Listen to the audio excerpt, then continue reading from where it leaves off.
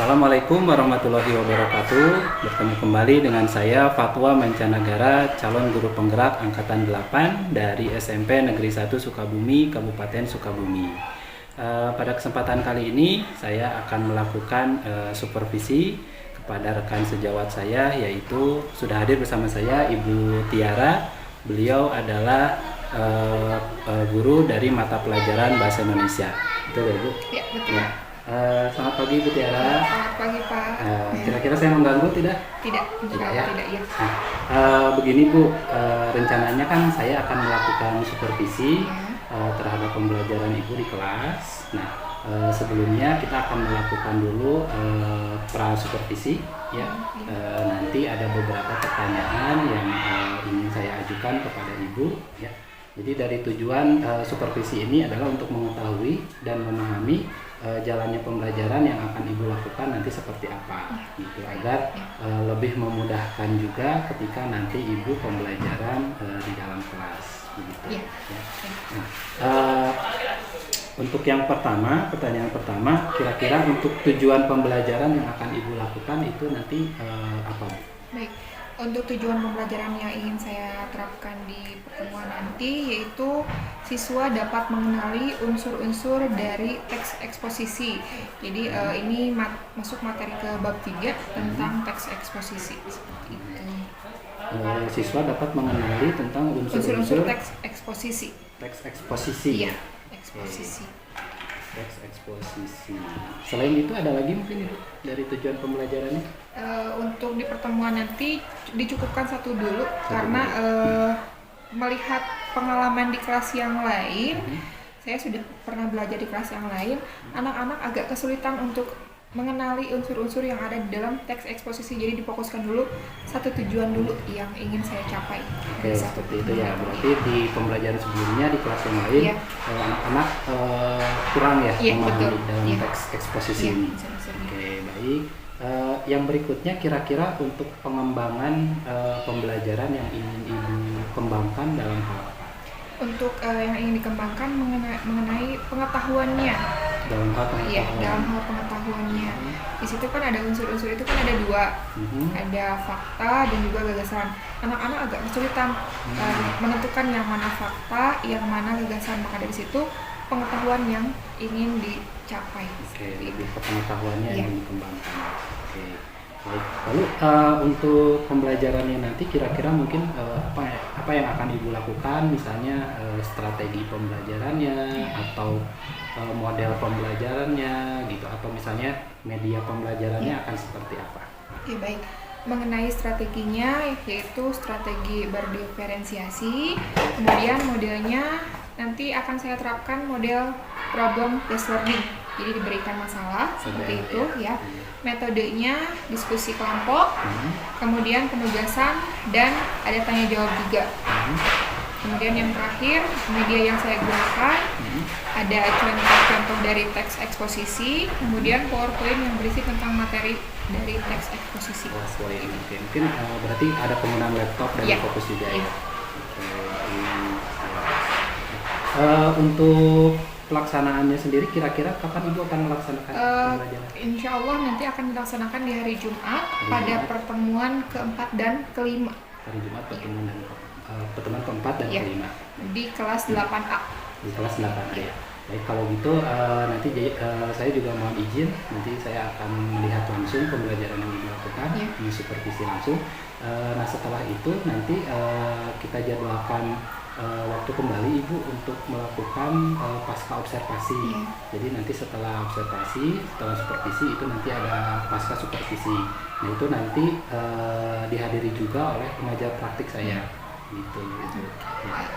Baik Ibu, terima kasih ya kalau gitu. Terima kasih. Assalamualaikum. Waalaikumsalam.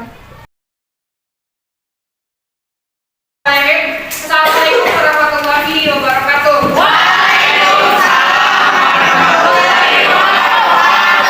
Selamat pagi. Sehat semuanya? Mudah-mudahan hari ini kita semua diberikan kesehatan. Amin. Yang sakit juga ada beberapa yang sakit ya? Ada. Semoga yang beri nikmat sehat lagi agar bisa kembali bertemu, bersapa, kembali belajar bersama-sama dengan kita semua ya. Amin. Tadi pagi sudah baca doa? Sudah. Ibu izin cek kehadiran dulu ya.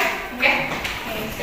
Ini Alisa, Rasma, Cak, Hadir. Maesarani, Hadir. Alfarizi, Hadir. Syahril, Hadir. Nabila, Hadir. Nesa, Hadir.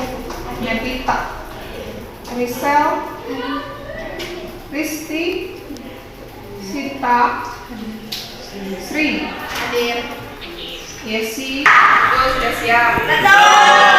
Tadi malam buka-buka buku materi yang akan dipelajari hari ini tidak? Tidak.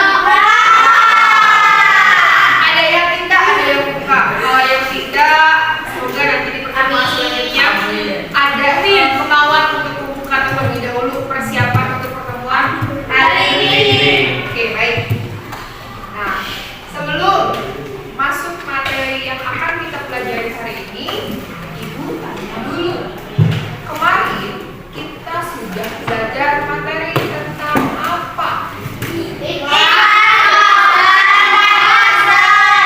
Kita sudah belajar tentang ikhlas. Ibu bertanya dulu, apa sih persamaan iklan, slogan, dan yang poster iklan dan juga slogan? Peringatan, penawaran, terus Apalagi? Apa? memberitahuan, mengajak. Jadi iklan, slogan, dan poster fungsinya itu sama-sama untuk mengajak. Oke. Kepada Iya, mengajak pada khalayak. Nih, tabel ini masih ingat? Ini unsur-unsur yang ada di dalam iklan, slogan, dan juga poster, bentuknya ada gambar, kata, ada gerak, suara. Kalau iklan ada 4 unsurnya. Ada. Kalau slogan ada apa aja? Ada. Oke. Katanya nomor 1 ini termasuk dalam nanti kita cek ya. Oke. Nomor 2 cuk. Elisa.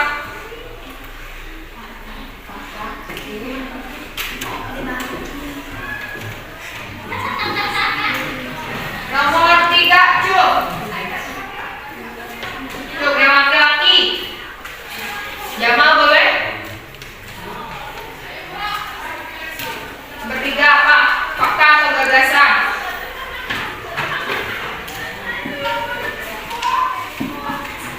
Gagasan, Ibu. Oke, Jamal gagasan. Nomor 3.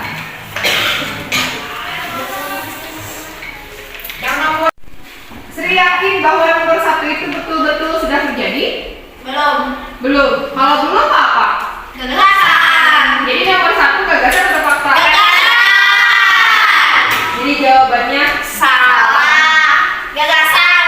jadi yang betul apa tadi? Gagasan. Bukan fakta. Ya. Tadi bilang fakta. Salah. Jadi masih ragu-ragu. Oke, diulang jawabannya katanya Gagasan. Udah, ibu tanya lagi, kenapa itu gagasan? Karena belum benar-benar terjadi. Jadi keabsahannya masih bisa ditandatangan, belum benar-benar terjadi. Oke, baik. Yang nomor 2 tadi,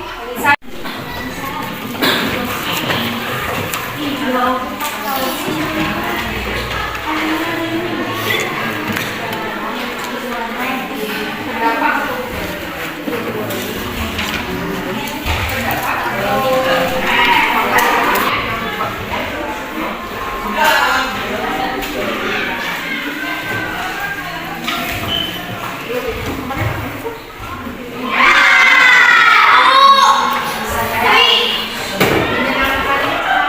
Karena ada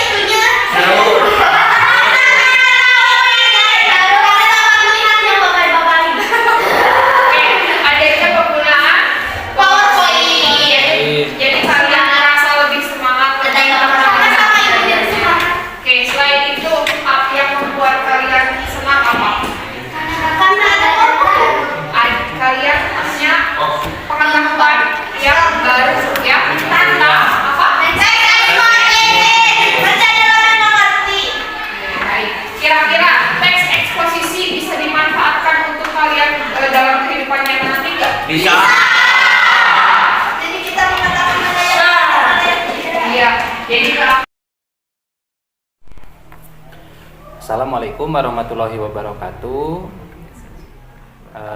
Hari ini kita akan melakukan pasca observasi setelah observasi di dalam kelas. Kemudian bersama dengan saya, rekan sejawat saya, ada Ibu Tiara yang sudah melakukan pembelajaran di kelas dan sudah dilakukan observasi oleh saya. Kemudian di sini juga saya sudah bersama dengan pengajar praktik, yaitu Ibu Yani Suryani. Baik, Bu Tiara, kita mulai saja ya pasca observasinya. Yang pertama, di sini ada beberapa pertanyaan atau kita refleksi aja sih Bu setelah pembelajaran di kelas gitu. Yang pertama adalah kira-kira apa yang Ibu rasakan ketika pembelajaran di kelas tadi? Baik. Yang saya rasakan pada saat proses pembelajaran tadi, nampak dari anak-anak itu terlihat lebih senang ya Pak ya mengikuti pembelajaran. Bukan hanya senang, bahkan anak-anak pun lebih mudah untuk menerima materi dari saya, menangkap materi karena adanya bantuan PowerPoint, sehingga mungkin anak-anak lebih merasa tertarik dibanding saya mengajar tanpa adanya media PowerPoint seperti itu. Ya. Kalau berkaitan dengan yang kemarin menjadi fokus pembelajaran Ibu ketika praobservasi itu kan tentang unsur teks eksposisi ya. Nah, kira-kira dari tujuan pembelajaran menurut Ibu pembelajaran yang sudah dilakukan tercapai tidak? Menurut saya alhamdulillah, tadi kan juga ada refleksi ya. Jadi dari refleksi itu tercermin bahwa alhamdulillah tujuan pembelajaran yang saya ingin capai telah terlaksana dan alhamdulillah terlaksana dengan baik juga. Terlaksana dengan baik ya. Kemudian area pengembangan yang sebelumnya ingin Ibu kembangkan itu pada hal pengetahuan ya, pengetahuan siswa terkait dengan unsur-unsur eksposisi. Nah, itu menurut Ibu gimana dari hasil pembelajaran tadi? Ya, dari hasil pembelajaran tadi, alhamdulillah anak-anak lebih paham dengan apa yang mereka dapat pada saat pertemuan tadi. Kan sebelumnya saya sempat mengajar juga di kelas yang B tanpa adanya bantuan media PowerPoint. Dari situ tergambar bahwa suasana pembelajaran kurang menyenangkan. Maka dari situ saya coba terapkan di kelas 8A dan ternyata memang anak-anak lebih tertarik dan lebih memudahkan mereka untuk memahami materi yang dipelajari pada saat pembelajaran. Ketika saya tanya apa saja unsur-unsur dari teks eksposisi, di situ kan ada dua ya, gagasan dan fakta. Mereka lebih mudah untuk memahami dan ketika saya berikan pertanyaan, mereka juga lebih mudah untuk menjawab karena mungkin karena adanya bantuan PowerPoint itu lebih Ibu resep ayo PowerPoint mah seperti itu. Jadi ada ucapan seperti itu. Oke, berarti dibandingkan dengan di kelas sebelumnya yang tanpa media dan dengan di kelas yang sekarang menggunakan media, berarti muncul hal baru ya yang ditemukan. Salah satunya yaitu ketertarikan siswa mungkin ya Bu ya, lebih menarik, lebih respon lagi ketika pembelajaran. Oke, baik Bu. Kemudian untuk selanjutnya mungkin untuk kedepannya kira-kira ada rencana apa yang akan Ibu lakukan mungkin untuk kelas berikutnya atau untuk pembelajaran berikutnya? Materi yang selanjutnya itu kan tentang struktur dari teks eksposisi ya. Bercermin dari pembelajaran hari ini, anak-anak lebih tertarik ketika saya menggunakan PowerPoint, maka di situ tuntutan bagi saya untuk coba terus menerapkan PowerPoint pada setiap pertemuan. Bukan hanya PowerPoint saja, mungkin nanti akan ada video pembelajaran ataupun mungkin ada trik-trik yang lain yang akan membuat saya dan anak-anak belajar lebih hidup lagi seperti itu. Berarti lebih meningkatkan lagi ya dalam media pembelajaran dan juga penyampaian kepada siswa. Dalam untuk memenuhi pembelajaran tersebut yang kita kan pengennya lebih baik ya Bu ya. kira-kira hal apa sih yang mungkin akan Ibu lakukan misalnya untuk menunjang pembelajaran itu? Mungkin sekarang kan di media tadi ya, di media itu kadang-kadang kan kadang-kadang saya ada keterbatasan untuk membuat medianya. Tapi mungkin kalau sekarang saya harus lebih semangat lagi. Terus dari LCD itu kan kadang-kadang digunakan sama yang guru yang lain. Ya, maka dari itu meskipun misalkan dalam satu waktu misalkan tidak ada nih PowerPoint, tapi tetap saya harus berusaha meskipun tanpa adanya media yang PowerPoint itu tetap bisa saja misalkan bawa anak-anak ke perpustakaan atau misalkan bawa anak-anak ke lingkungan agar mereka setidaknya lebih ada pencerahan gitu. Seperti itu. Oke, baik. Kalau misalnya ibaratkan rentang nilai ya Bu ya, dari 1 sampai 10 gitu ya, atau dari 10 sampai 100% misalnya, kira-kira pembelajaran yang Ibu lakukan tadi menurut Ibu masuk dalam kategori nilai berapa menurut Ibu?